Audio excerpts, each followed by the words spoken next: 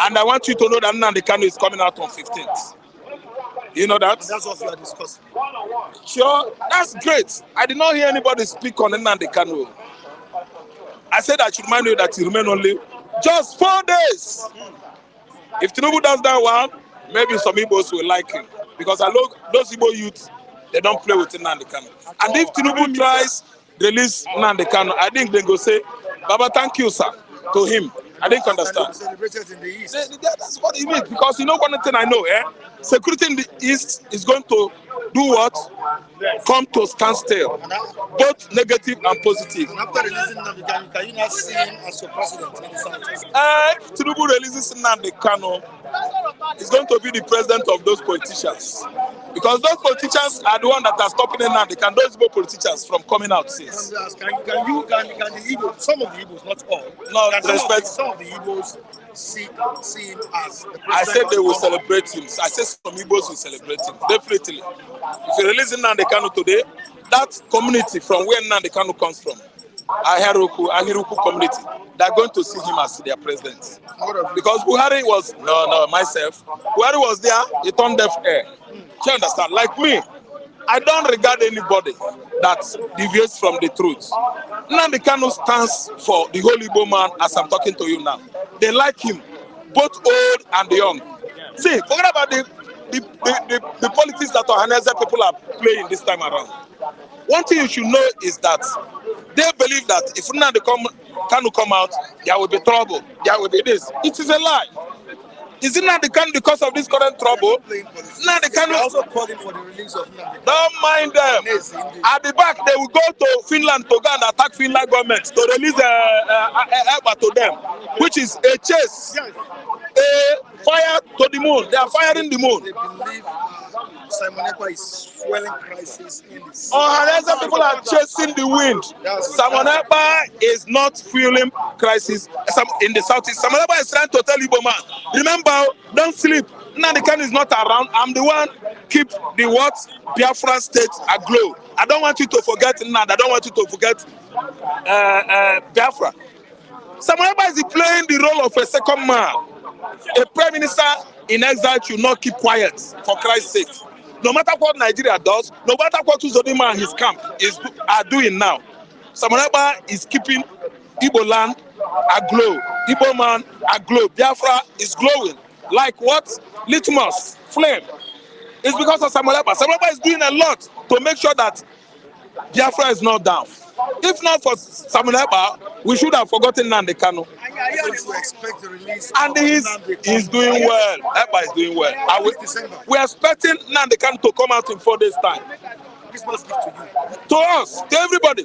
We have suffered enough. Christmas gift to the whole believers of Biafra, Igbos. Christmas gift to Bianco Ono, the widow of Odumegwu Ojukwu. It's a good Christmas gift to him. Christmas gift to Simon Ekpa because Simon Ekpa has been trying his best to make sure that Biafra never dies. So let me tell you, it's a gift to everybody. All right, it's a gift to everybody. It's a good gift to everybody. 109 million naira donated to the victims. Okay, donation by the 109 by the senators, 109 million to the families of the victims. Let me tell you, Mike, do you know the meaning of that? It's a gesture. It's a financial gesture, right?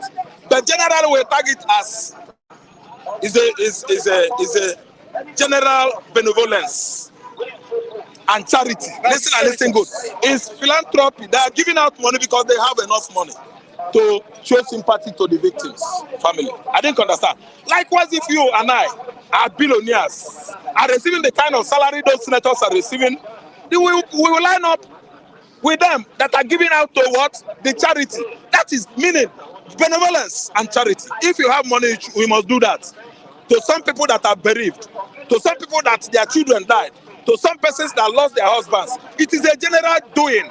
Any human being that has money should extend his what? Friendly, philanthropic hands to his neighbors who don't have. If Nigerian senators are giving that money out, Mike, they are hidden trillions upon trillions of naira in their secret accounts. These are people that drink Nigerian blood. Imagine a situation whereby a Nigerian senator is giving 100 and something million. All of them they are giving. Or gather money is not enough. The victims of those bombers, the victims of bombings, the death of those men, the death of those wives, 100 and something million doesn't worth life. Okay? That's kind of gesture. I know God allows giving. Okay? It's not acceptable by me.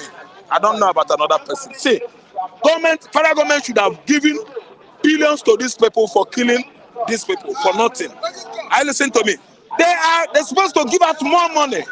It is not only senators that are giving. Federal government should go and pay their damages. They are the one that caused that kind of inevitable mistakes. It's the inevitable mistake.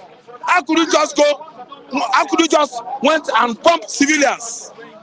And they are now telling us that lawmakers are giving money. Federal government, Nigerian military should donate more. They need more money. Money doesn't worth life. I'm telling you, Mike, the honest, the gospel truth. To me, it is not enough. Salary of one of the lawmakers is more than 109 million. In a year, do you know how much they cut away home? They are giving peanuts to the victims of those bombings. Can that peanut replace life? Life is something special and it can never be replaced for anything, even gold. Now let's move down to the president said that there's no place for military rule in Africa. But I'm asking the question now, directing this to you.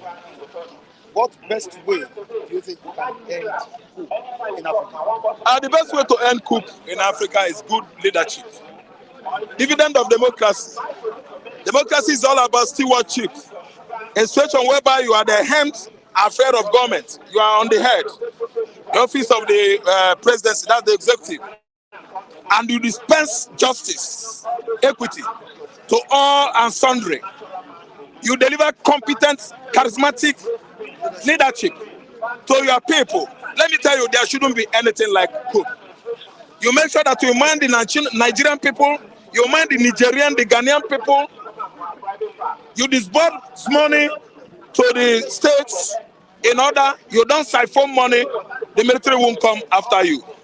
And you are trying to make use of African natural resources, any natural endowment given to you as a country, you as a president, you use those natural resources for the Africans. You don't siphon those natural resources to our colonial masters, suppressing and oppressing the real indigenous owners of those resources.